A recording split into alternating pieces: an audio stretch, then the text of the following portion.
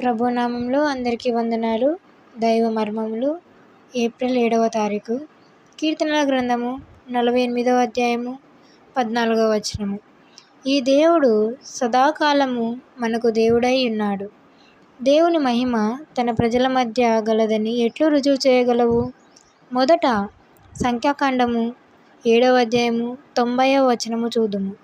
మోషే యెహోవాతో మాట్లాడుటకు ప్రత్యక్షపు గుడారములోనికి వెళ్ళినప్పుడు సాక్ష్యపు మందసము మీదనున్న కరుణాపీఠం మీద నుండి, అనగా 2 కెరూబుల నడుమ నుండి తనతో మాట్లాడిన యెహోవా స్వరమును అతడు వినెను.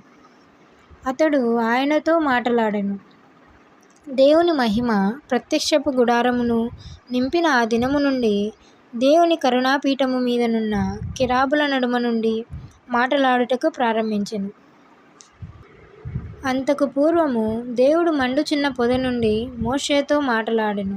కొండపైకి పిలిచి మోషేతో మాట్లాడి ధర్మశాస్త్రము యావత్తును, ప్రత్యక్షపు గుడారము యొక్క నమూనాను మోషేకు అనుగ్రహించెను. అయితే ఇప్పుడు మాట్లాడిన విధము వాటన్నిటికీ వేరైనట్లు చూచుచున్నాము. అయితే ఇప్పటి నుండి దేవుడు తన హృదయమును తెరిచి కెరూబుల మధ్య నుండి తన మనసులోనున్న సమస్తమును మోషేకు ప్రత్యక్షపరచెను.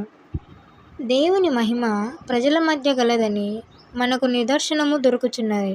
ఆయన యొద్దకు వచ్చిన వారెవరైనను సరే, వారితో దేవుడు మాట్లాడుచు తన మనస్సును బయలుపరచును.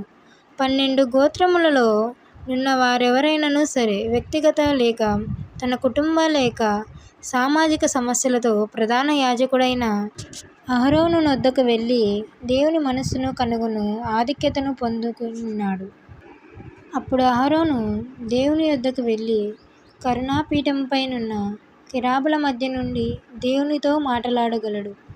దేవుడు తన ప్రజలతో మాట్లాడుటయే ఆయన వారి మధ్య నుండుటకును రుజువు. ఆమేన్.